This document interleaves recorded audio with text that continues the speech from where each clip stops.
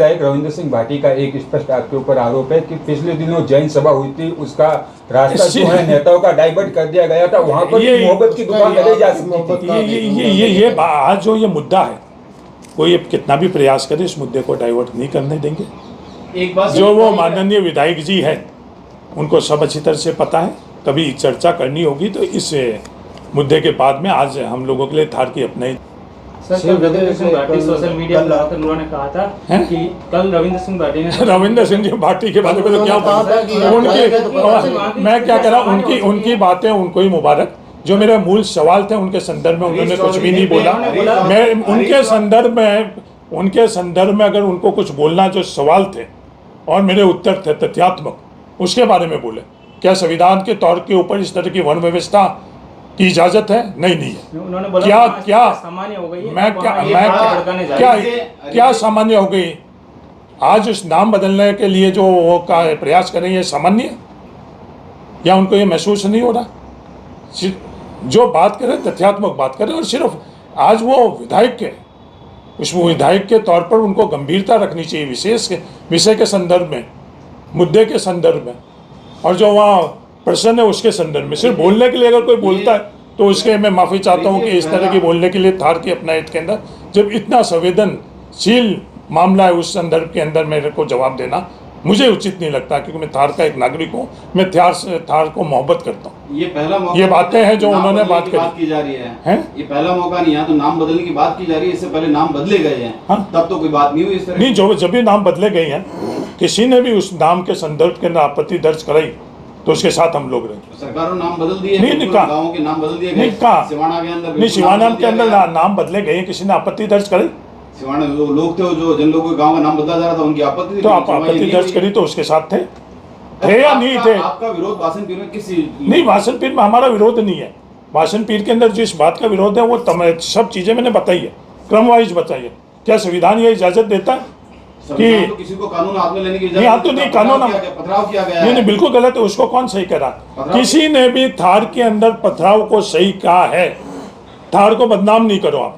किसी ने भी एक व्यक्ति ने भी थार में इस पथराव को जायज कहा है? एक व्यक्ति का नाम आप मुझे बताओ जिसने थार में पथराव को जायज कहा।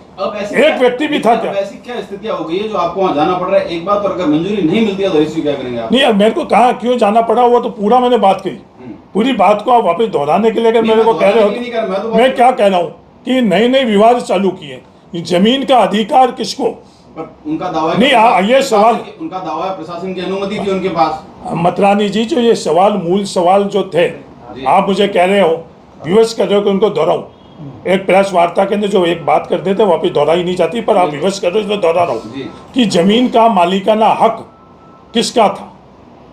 जमीन का मालिकाना हक बाड़मेर, जैसलमेर और थार के जो काश्तकार हैं, किसी भी धर्म और जाति के, आज़ादी के पहले और संविधान लागू होने के बाद में उसमें परिवर्तन हुआ या नहीं हुआ? क्या ये सवाल उठाना उचित है? क्या ये द्वेष फैलाने की बात, जहर फैलाने की बात है या नहीं है? दूसरी बात कि बासन पीर के निवासी बासन पीर में क्यों है? बासन पीर के निवासी बासन पीर में देश की सेना और सरकार को अपनी जमीन और गांव छोड़कर उन्होंने दी, और जिला प्रशासन और सरकार ने उनको वहां दी। तीसरी बात, जिस तरह की बात उन्होंने करी वन व्यवस्था में, जिसमें हम सभी लोगों को शूद्र का अंगुली से अंकित करना, क्या यह गैर संवैधानिक है? हाँ, यह गैर संवैधानिक है। क्या स्वीकार्य होना चाहिए? थार में ये स्वीकार्य नहीं होना चाहिए। अगर आपको ये मामूली बात लगे और आपको लगता है कि इन बातों को नजरअंदाज करना चाहिए तो आपको मुबारक, पर थार की अपनायत के अंदर इसकी कोई स्थान नहीं है। ये हम लोगों को मानना, ये जरूरी नहीं थार की अपनायत पर हर कोई विश्वास करे। अगर जो थार की अपनायत पर विश्वास करता है वो हमारे साथ में रहे, और थार की अपनायत पर विश्वास नहीं करता, आज दो धारा दो दिशा। एक तो पोखरण विधायक प्रतापपुरी जी ने जो बात करी उससे सहमत है, तो आज इस देश के अंदर उनके साथ रहने के लिए भी है। और दूसरी धारा है हमारे ही, जो हम इस चीज़ से असहमत है, हम थार के भाईचारे और अपने हित के तौर पर है। ये तो पहला सवाल का जवाब। और दूसरा कि अगर अनुमति नहीं देंगे तो हम संविधान प्रेमी लोग हैं, कानून प्रेमी लोग हैं। अगर अनुमति नहीं देंगे, जहाँ भी हम लोगों को रोकेंगे तो वहीं रोक कर, इस बात की तो अनुमति नहीं है, देने और नहीं देने का सवाल नहीं है कि इस देश में गांधी राम धुन बजाने के संदर्भ में तो कोई अनुमति लेने की जरूरत नहीं है। यही संदर्भ में भी अगर आप सवाल करते हो तो फिर वो भी मैं बात कर लूँ उस संदर्भ में भी। अगर सर्वधर्म प्रार्थना के लिए अनुमति कहीं भी बैठकर किसी भी स्थान के अंदर भारत के अंदर बैठकर हम लोग करें तो संविधान हमको इजाज़त देता है। तो जहाँ भी अगर अनुमति नहीं देते हैं और जहाँ भी हम लोगों को वो रोकेंगे वहाँ बैठकर ही हम लोग ये दो जो हमारी जिम्मेवारी, अगर हम लोग इस जिम्मेवारी को नहीं निभाएंगे तो आने वाली पीढ़ियाँ हम लोगों को माफ़ नहीं करेंगी। कि जिस समय इस तरह का जहर इस थार के अंदर उगला जा रहा था, जिस समय ये विवाद किया जा रहा था, उस वक्त आप क्या कर रहे थे? तो आने वाली पीढ़ी को जवाब देना हम लोगों का कर्तव्य है। पूर्व विधायक रविंद्र सिंह भाटी का एक स्पष्ट आपके ऊपर आरोप है कि पिछले दिनों जैन सभा हुई थी, उसका रास्ता जो है नेताओं का डाइवर्ट कर दिया गया था, वहां पर मोहब्बत की दुकान लगाई जा सकती थी। ये आज जो ये मुद्दा है, कोई कितना भी प्रयास करे इस मुद्दे को डाइवर्ट नहीं करने देंगे।